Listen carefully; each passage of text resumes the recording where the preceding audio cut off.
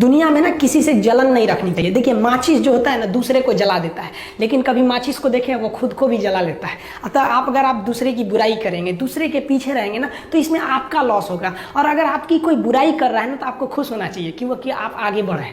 बुराई उसी का लोग करते हैं जो आगे बढ़ रहा होता है, जो पहले गिरा हुआ है उसकी लोग क्या बुराई करेंगे। और जब भी आपकी कोई बुराई करे तो आप उसे सहज स्वीकार करें और आप उसे प्रूव मत कीजिए कि हम ये नहीं है। हम लोग गलती क्या करते हैं स्टूडेंट लोग कि प्रूव कर लगते हैं। नहीं, आपको अपने आप को इम्प्रूव करना है। अगर कोई गलती हो गई है, आपको कोई बुराई कर रहा है, तो आप उसको सहज स्वीकार कीजिए। जिस दिन आपके अंदर अपनी बुराई सुनने की क्षमता आ गई, यकीन मानिए आप सफलता के दहलीज पे अपनी पहली कदम रख दिए उसी दिन।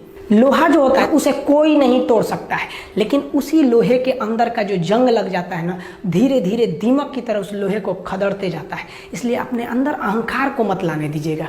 लोग कहते हैं ना कि अहंकार बुरा है। जीवन में हम जो अनुभव किए हैं, अहंकार से भी खराब चीज होता है गुस्सा।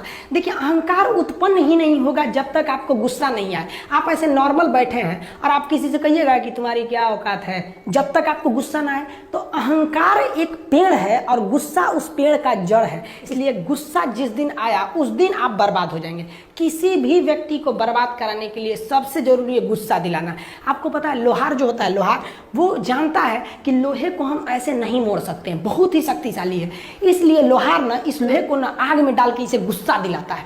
जब ये गुस्से से लाल हो जाता है ना, तो जहां गुस्सा आया आप अपनी ताकत खो देते हैं। और ये लोहा अपनी ताकत खो देता है और एक मामूली हथौड़े के चोट से लोहा मुड़ जाता है। तो जिस दिन आपको गुस्सा आ गया, समझ जाइए कि आप अपनी ताकत खो रहे हैं। जब हम जन्म लेते हैं तो जन्म से ही हमारी जीभ रहती है और मरने तक हमारे साथ जीभ रहती है, क्योंकि वो बहुत ही नरम रहती है। उसे गुस्सा वो बहुत हार्ड नहीं होती है। लेकिन जन्म लेने के बाद दांत आता है और दांत काफ़ी कड़ा होता है और मरने से पहले ही दांत चला जाता है। यानी अगर आप नरम रहेंगे तो काफ़ी लंबे समय तक रहेंगे, और जहाँ हार्ड होंगे आप वहीं आपका पतन चालू हो जाएगा।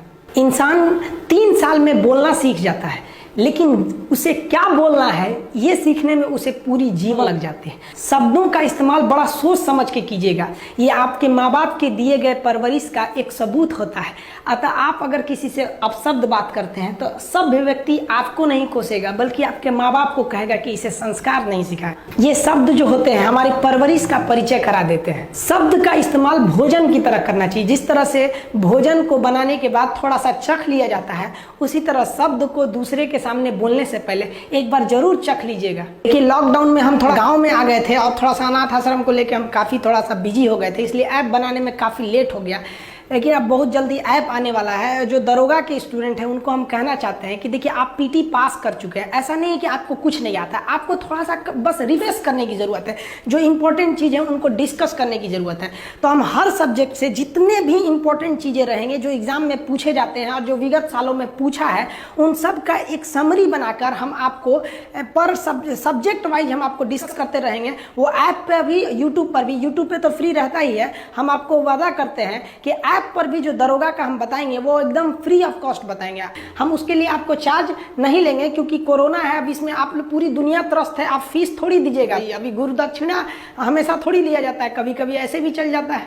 इस बार गुरु दक्षिणा आप लोग नौकरी के बाद दे दीजिएगा और मिठाई थोड़ा बढ़ा के लेते आइएगा। लड़की के लिए स्पेशल कहते हैं, आधा किलो मिठाई लेके आती हैं सब। एक तो लड़की आधा किलो मिठाई लेके आई थी, हम कहे आधा किलो और लेके आओ, चल गई उधर से। तो आप कोई आधा किलो ले आता है ना तो उसको हम रोकवा के कहते हैं, अरे बेवकूफ कहीं का, तुम इतना मेहनत से आदमी पढ़ा है, तुमको 1 किलो लेके आना। सबको हम बोलते हैं आधा किलो कोई लेके नहीं आएगा। ऐप पर जो रेगुलर क्लास भी है, अब उसको भी बहुत जल्दी अब रेगुलर क्लास वालों को भी चालू कर दिया जाएगा। कई लड़के कमेंट कर रहे हैं कि सर आप पंखा क्यों नहीं लगा लेते हैं, आपको पसीना होता है।